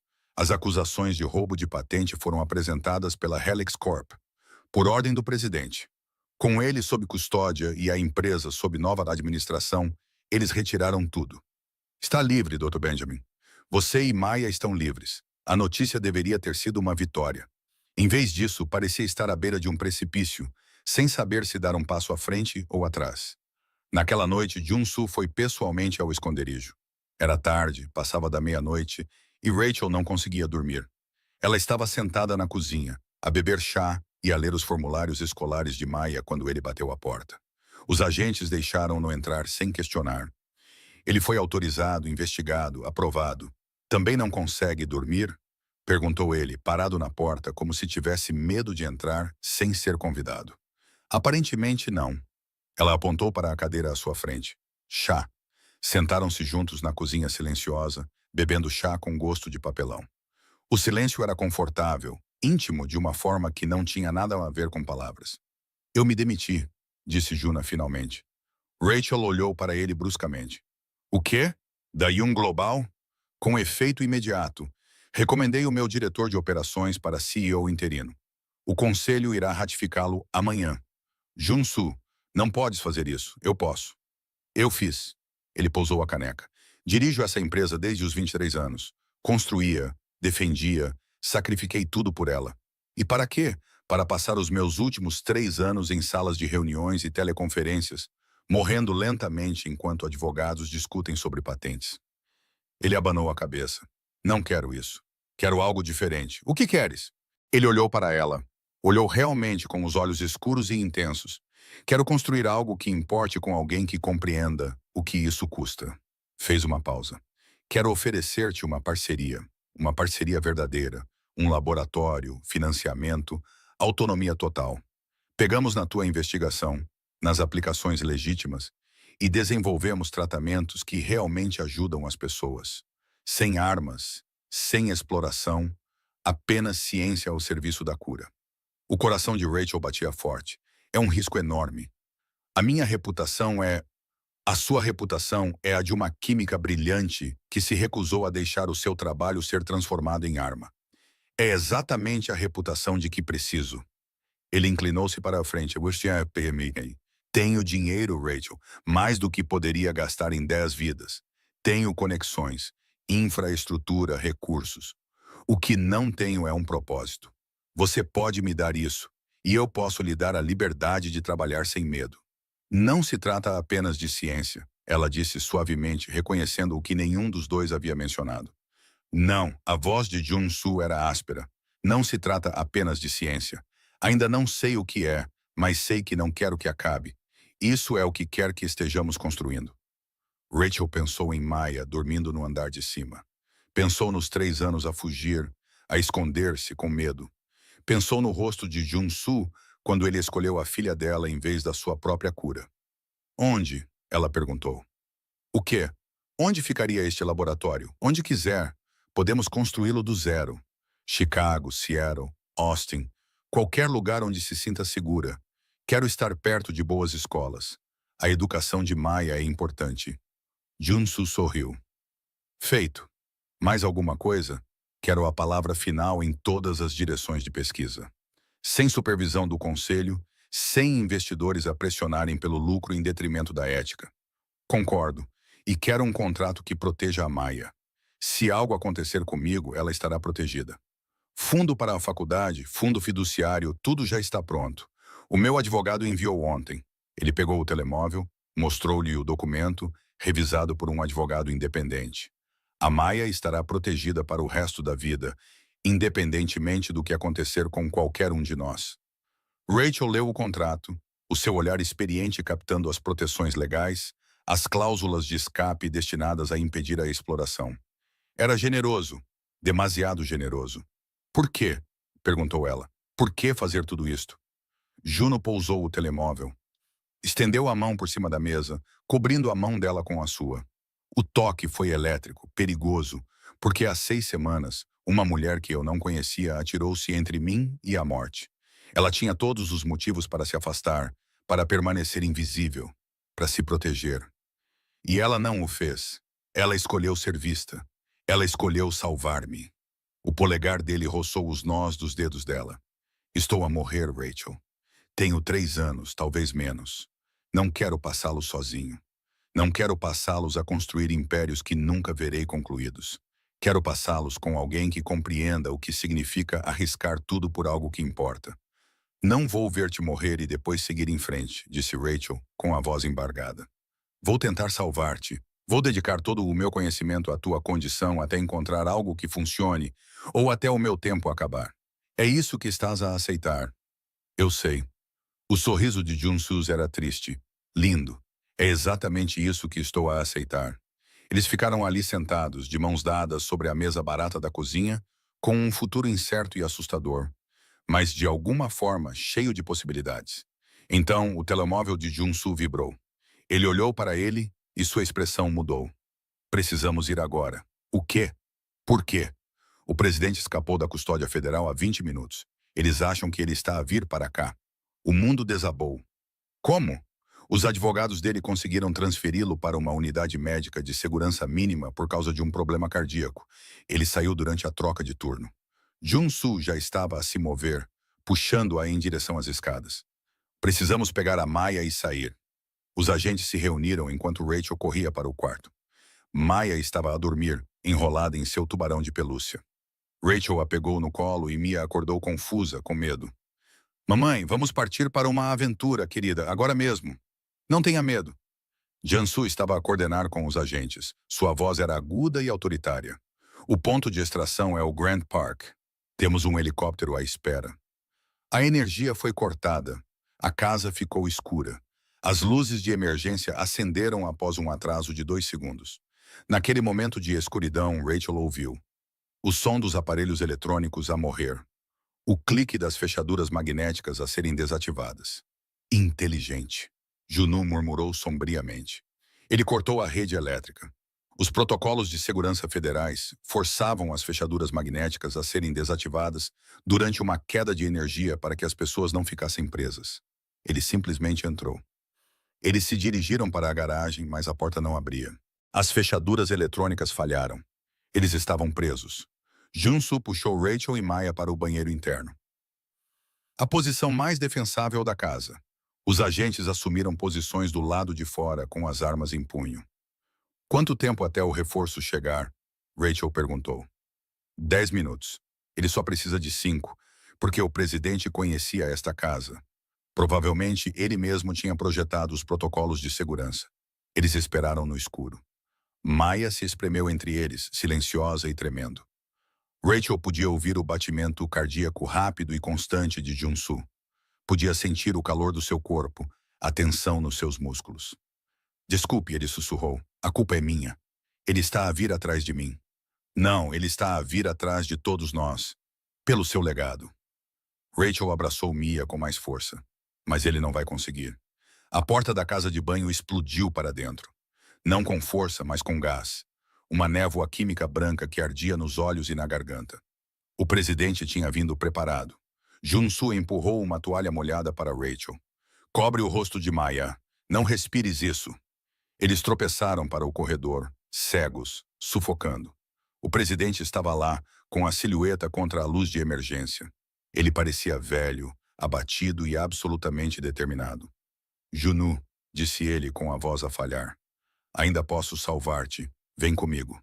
Deixa-me terminar o que comecei. Começaste a traficar crianças. A voz de Junsu estava rouca por causa do gás. Começaste a destruir tudo o que construí. Comecei a tentar salvar a tua vida. O presidente aproximou-se. Estás a morrer. Estás a morrer e és demasiado orgulhoso para aceitar ajuda. Mas não vou deixar-te morrer. Não vou. Então terá de me matar, porque não vou consigo. O presidente levantou uma arma. Não apontada a Junsu, apontada a Rachel. Ela tem a pesquisa. Ela pode sintetizar o tratamento. Entregue-a-me ou mato-a e levo a criança na mesma. O tempo abrandou. Rachel viu os olhos de Junsu. Viu o cálculo neles. Viu-o a pesar a vida dela contra a liberdade dele. Viu o momento em que ele a escolheu. Junsu colocou-se entre ela e a arma. Não, queres-me? Leva-me. Mas deixa-os em paz. Junu, Rachel agarrou-lhe o braço. Tira a Maya daqui, disse ele baixinho. Isso é uma ordem, Dr. Benjamin. O helicóptero chegou antes que Rachel pudesse discutir. Agentes federais entraram pela claraboia. Movendo-se com precisão militar, o presidente foi subjugado, preso, arrastado para fora, gritando para salvar o seu filho. Junsu desmaiou no momento em que a ameaça desapareceu, a sua condição médica agravada pelo estresse. Levaram-no às pressas para o Northwestern Memorial, onde os médicos o estabilizaram, mas confirmaram o que todos sabiam. A condição degenerativa estava a acelerar. Ele tinha menos tempo do que todos pensavam. Rachel ficou ao lado da cama do hospital, Maya adormecida na cadeira ao lado dela, e tomou uma decisão. Vou levar-te para um lugar seguro, disse ela quando Junsu acordou. Um lugar onde o presidente não possa chegar, onde eu possa trabalhar sem interrupções, e não aceitarei um não como resposta. Junsu sorriu fracamente. Onde? Na minha casa segura, aquela que construí há 3 anos, quando fugi, aquela que ninguém conhece. Confias em mim? Sim. Rachel pegou na mão dele. Eu confiaria tudo a você. O esconderijo era um farol reformado na costa de Michigan, 3 horas ao norte de Chicago. Rachel o comprara há anos por meio de uma empresa de fachada, investindo nele o que restava de suas economias legítimas antes de fugir. Ele ficara vazio por 3 anos, um ativo congelado que ela não podia vender ou visitar sem acionar os alertas financeiros que levariam a Helix direto até ela. A estrutura era de pedra e aço, construída para resistir às grandes tempestades do lago, isolada o suficiente para que os vizinhos fossem medidos em quilômetros, em vez de metros. Junsu estava estável, mas fraco quando chegaram. Maya tagarelava nervosamente no banco de trás sobre o oceano. Os tubarões e seus faróis tinham fantasmas. Os agentes federais acompanharam-nos até a propriedade e depois retiraram-se. O presidente estava de volta à segurança máxima, com os truques do seu advogado esgotados. Estavam seguros por agora. O interior do farol era espartano, com móveis cobertos por lençóis e janelas com vista para a água cinzenta que se estendia até ao horizonte. Rachel o havia abastecido anos atrás com alimentos não perecíveis e suprimentos básicos, sem imaginar que voltaria com um homem moribundo e uma filha aterrorizada. Ela acomodou Maya no quarto do andar de cima com seu tablet e lanches, fazendo-a prometer que ficaria onde estava e gritaria se precisasse de alguma coisa. Então ela voltou para o andar de baixo e encontrou Junsu parado junto às janelas, o seu reflexo fantasmagórico no vidro. É lindo, disse ele baixinho. Solitário, mas lindo. Era para ser temporário, um lugar para se esconder até que eu descobrisse o meu próximo passo. Rachel ficou ao lado dele, os ombros quase se tocando. Nunca pensei que traria alguém aqui. Sinto-me honrada. Ele virou-se para olhar para ela, o rosto marcado pelo cansaço.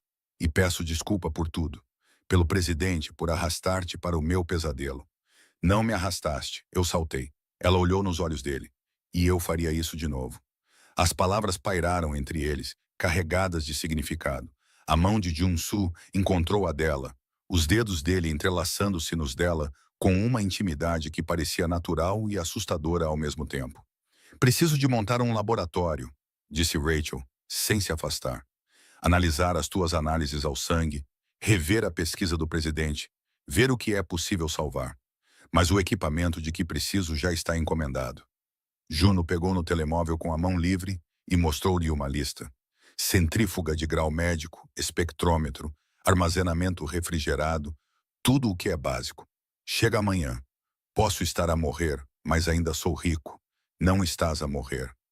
Rachel apertou a mão dele. Não se eu tiver algo a dizer sobre isso. Passaram a noite a tornar o farol habitável. Jun-Soo movia-se lentamente, a sua condição minando as suas forças, mas insistiu em ajudar. Descobriram móveis, arejaram os quartos, prepararam o jantar com os suprimentos de emergência. Mia ajudou. A energia de uma criança de 6 anos era um ponto positivo em meio à tensão. Depois que Mia adormeceu, Rachel e Jun-Soo sentaram-se na sala principal do farol, com uma lareira acesa na parede de pedra. A chuva havia começado novamente, batendo nas janelas em um ritmo que parecia quase música. Conte-me sobre o pai da sua filha, disse Runa com voz cautelosa. Rachel ficou em silêncio por um momento. Ele foi um erro. Um colega da Helix, brilhante, charmoso, casado. Eu era jovem e estúpida e achava que tínhamos algo real. Quando engravidei, ele quis que eu abortasse. Eu recusei. Ele cortou todo o contato. Ela olhou para o fogo. Maia não o conhece, ela pergunta às vezes. Mas eu digo-lhe a verdade. Algumas pessoas não foram feitas para ser pais. E tudo bem, porque eu fui feita para ser suficiente para nós duas. Tu és mais do que suficiente. Jun-Soo aproximou-se, diminuindo a distância entre eles. Ela tem sorte de ter-te. Eu é que tenho sorte. Ela salvou-me. Quando fugi da Helix, quando tudo desmoronou, ela foi a minha razão para continuar, para não desistir. Rachel olhou para ele. E tu? Tens filhos escondidos em algum lugar? Não, nunca quis trazer uma criança para o meu mundo. É muito perigoso. É um risco muito grande. Os olhos dele fixaram-se nos dela. Eu disse a mim mesmo que era prático. Mas talvez eu só tivesse medo de me importar tanto com alguém. E agora estou a morrer, então não importa mais. Mas a maneira como ele disse isso, a maneira como o polegar dele acariciou os nós dos dedos dela, sugeria que importava muito. Rachel inclinou-se para ele, encostando a cabeça no ombro dele. Ele era quente, sólido, real. O braço dele envolveu-a, segurando-a contra o peito dele, onde ela podia ouvir o batimento cardíaco dele. Firme, forte, vivo. Eu falei sério, ela sussurrou. Vou salvar-te, e se não conseguir, vou segurar a tua mão enquanto o mundo acaba, e não vou deixar que tenhas medo. A outra mão de Jun-Soo subiu, inclinando o rosto dela em direção ao dele. Os seus olhos escuros procuraram os dela, fazendo uma pergunta sem palavras. Rachel respondeu aproximando-se, os seus lábios encontrando os dele num beijo que tinha gosto de fumo, desespero e esperança. Não foi gentil. Foram 3 semanas de tensão, medo e atração negada colidindo. A mão de Jun-Soo deslizou para o cabelo dela, inclinando a cabeça dela enquanto ele aprofundava o beijo. Os dedos de Rachel encontraram os botões da camisa dele, precisando sentir a pele para confirmar que ele era real. Estava ali e estava vivo. Ele interrompeu o beijo, respirando com dificuldade. Rachel, estou a morrer. Não deverias. Não me digas o que devo ou não devo querer. A voz dela era feroz. Eu quero-te. Eu quero isto. Eu quero todo o tempo que tivermos. Mesmo que seja medido em meses em vez de anos. Tu mereces mais do que um homem moribundo.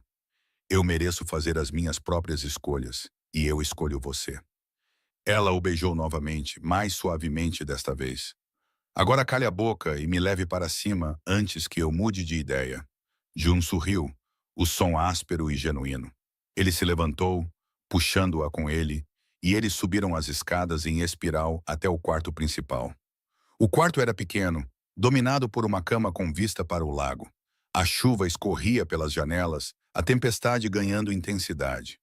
Despiram-se lentamente, com reverência. Rachel traçou as tatuagens no peito e nos braços de Jun-Soo. Dragões, pianos e caracteres coreanos. Ela não sabia ler. Cada um contava uma história, marcava um momento. O corpo dele era magro, forte, bonito na luz fraca. As mãos de Jun-soo sobre ela eram gentis, reverentes. Ele mapeou as curvas do corpo dela com os dedos, os lábios a seguir. Ele parou numa cicatriz no ombro dela. Uma queimadura química dos seus dias de laboratório. Cicatriz de batalha, ela sussurrou. Linda. Ele beijou-a e depois desceu. Eles se uniram com uma espécie de ternura desesperada. Duas pessoas que haviam sobrevivido a muita coisa para dar qualquer coisa como certa. O mundo lá fora desapareceu. Sem presidente, sem doença, sem medo, apenas pele e respiração e a conexão elétrica entre eles. Depois, deitaram-se entrelaçados, ouvindo a chuva.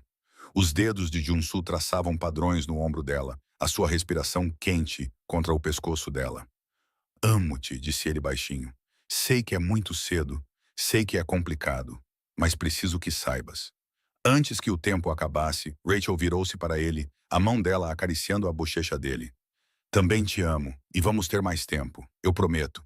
Mas enquanto adormecia, envolvida nos braços dele, não conseguia afastar o medo de que algumas promessas fossem impossíveis de cumprir. Na manhã seguinte, Rachel acordou e encontrou Jun-soo inconsciente, não a dormir. Inconsciente com a respiração superficial e rápida, a pele pegajosa de suor. Verificou o pulso dele, sentiu-o acelerado e irregular, e o pânico tomou conta dela. Maia.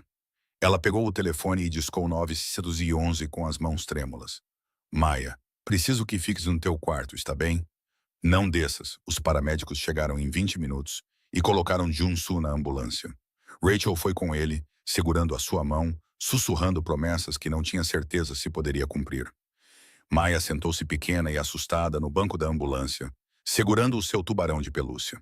No hospital, os médicos confirmaram o que Rachel já sabia. O estado de Jun-soo estava a deteriorar-se mais rapidamente do que o esperado. O estresse das últimas semanas tinha acelerado a neurodegeneração. Sem um tratamento agressivo, ele tinha semanas, talvez dias. Há um ensaio experimental, disse o neurologista, puxando Rachel de lado. Terapia com células estaminais combinada com protocolos de regeneração neural. É arriscado, não comprovado, mas é a única opção. O método do presidente dependia de uma ponte biológica contínua. Bárbaro e perigoso, explicou o médico. Mas usando a ponte sintética descrita nas suas notas criptografadas, Dr. Benjamin, podemos alcançar o mesmo resultado com apenas uma simples colheita de células estaminais. Não é necessária uma conexão contínua. Faça isso, disse Rachel sem hesitar. É necessário um doador compatível. Os marcadores genéticos são extremamente raros. Teste-me, teste a Maia, teste todos. A voz de Rachel era firme. Faça o que for preciso. Os resultados dos testes chegaram em poucas horas. Rachel não era compatível, mas Maia era. A sua anomalia genética, a mesma que o presidente procurava, tornava-a a doadora perfeita. O procedimento não era o pesadelo que o presidente tinha planeado. Era aprovado pela FDA, ético, envolvendo apenas uma pequena amostra de medula óssea. Maia sentiria algum desconforto, mas nenhum dano permanente. Mas ainda assim teria de ser anestesiada, ainda teria de enfrentar a dor. Rachel ajoelhou-se diante da filha, segurando as suas pequenas mãos. Querida, preciso perguntar-te algo muito importante. Jun-soo está muito doente. Ele precisa de células especiais do teu corpo para ajudá-lo a melhorar. Os médicos precisariam fazer um pequeno procedimento. Doeria um pouco, mas tu estarias a dormir, e quando acordasses, estarias a ajudar a salvar a vida dele. Ela fez uma pausa. Mas tu podes escolher. É o teu corpo, a tua escolha, e seja qual for a tua decisão, eu amo-te. Está bem. Maia olhou para a mãe com aqueles olhos incrivelmente sábios de uma criança de 6 anos. Isto vai salvá-lo? Como tu o salvaste no restaurante. Sim, querida, pode salvá-lo. Então, eu quero fazer isso. Jun-soo é simpático. E faz-te sorrir. Maia apertou as mãos da mãe. Além disso, ele disse que eu poderia dar o nome de um tubarão à sua próxima empresa. Quero ter a certeza de que ele cumpre essa promessa. Rachel abraçou a filha com força, com lágrimas a escorrerem pelo rosto. És a pessoa mais corajosa que conheço. O procedimento estava marcado para a manhã seguinte. Rachel ficou com Jun-soo durante a noite, observando-o dormir no quarto esterilizado do hospital. Ela trabalhou no seu portátil, analisando os exames de sangue dele, revisando artigos científicos, elaborando protocolos de tratamento para depois do transplante. Junsu acordou perto do amanhecer, com os olhos mais claros do que estavam há dias. Maya concordou, disse Rachel suavemente. O transplante é esta manhã. O rosto de Junsu se contorceu. Não posso deixar ela fazer isso. Ela quer fazer, e o procedimento é seguro, aprovado pela FDA. Risco mínimo. Ela ficará desconfortável por alguns dias, mas ficará bem. Rachel pegou a mão dele. Deixe ela salvar você, Junsu. Deixe-nos salvar você. Ele a puxou para baixo, beijando sua testa. Não mereço nenhuma de vocês. Pena. Você está presa a nós. O transplante durou 3 horas. Rachel passou esse tempo na sala de espera da cirurgia, bebendo café ruim e fazendo um caminho no Lenolum. Agentes federais estavam posicionados do lado de fora. A tentativa de fuga do presidente os deixou paranoicos. Os advogados de Junsu iam e vinham, lidando com a tempestade midiática que eclodiu quando a notícia de sua hospitalização veio a público. Quando o cirurgião finalmente apareceu, o coração de Rachel parou.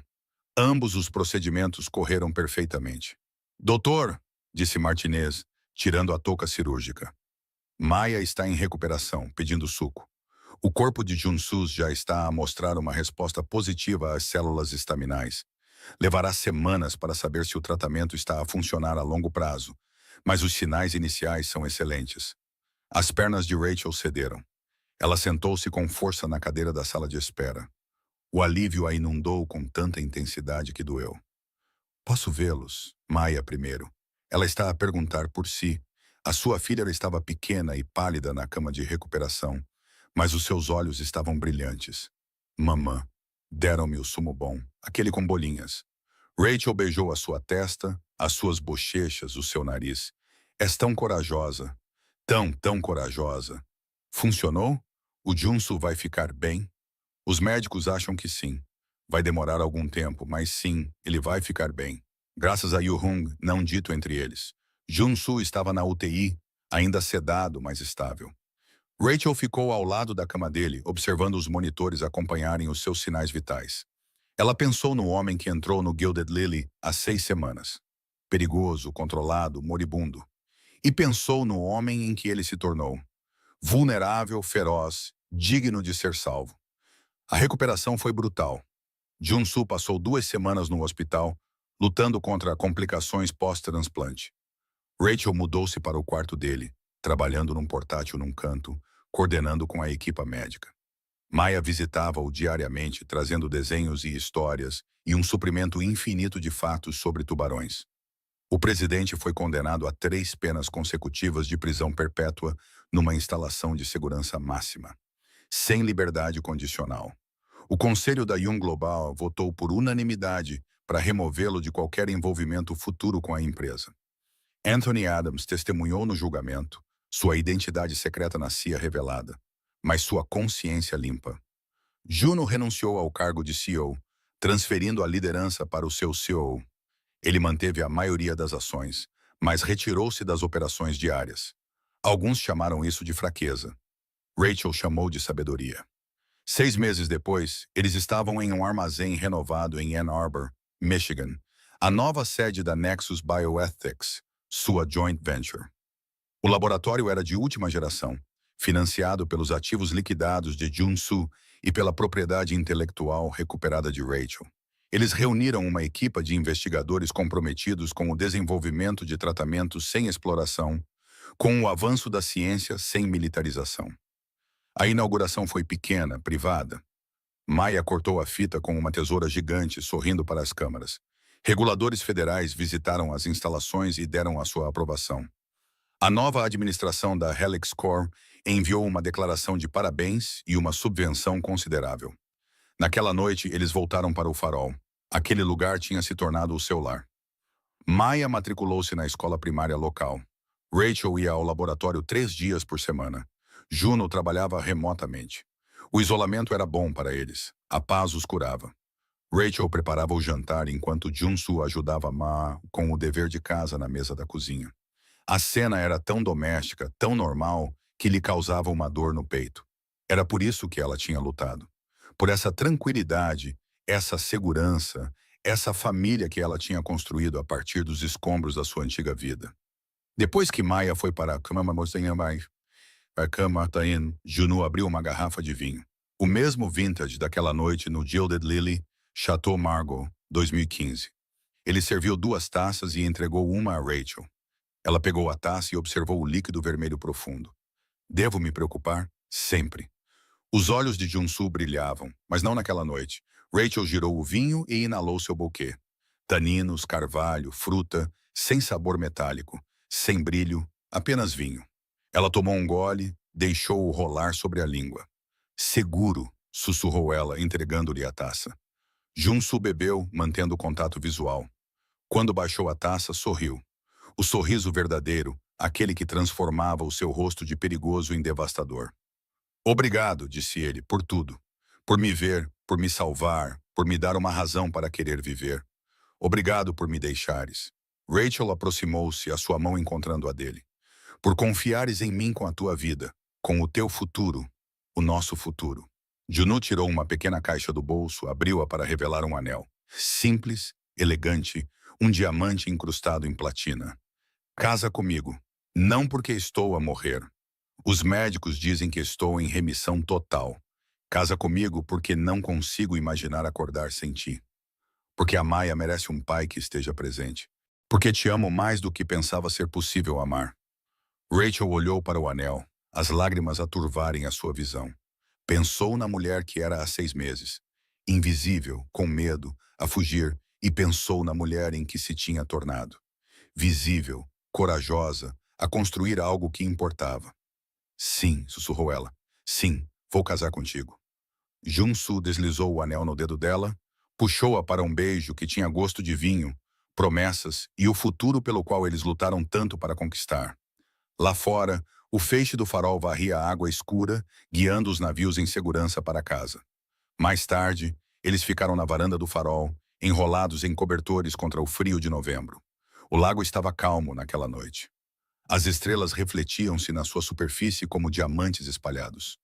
Alguma vez te arrependeste, perguntou Junsu, de ter entornado aquele vinho, salvando-me de tudo o que veio depois? Rachel encostou-se a ele, com o seu braço firme em volta dos ombros dela. Ela pensou no terror, no perigo, nos momentos em que tinha a certeza de que perderiam tudo. E pensou no riso de Maia, no laboratório que construíram, no homem ao seu lado que escolheu o amor em vez da morte. Nem por um segundo, disse ela, tu valias a pena ser salvo.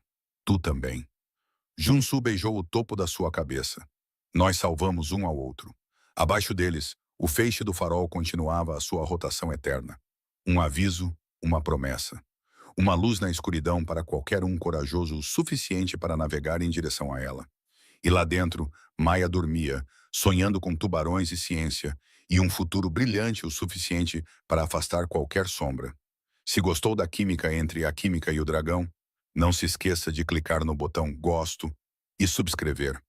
Deixe-me saber nos comentários abaixo. Até a próxima, mantenha-se perigoso, mantenha-se curioso e lembre-se, às vezes, as histórias de amor mais poderosas começam com um único ato de coragem.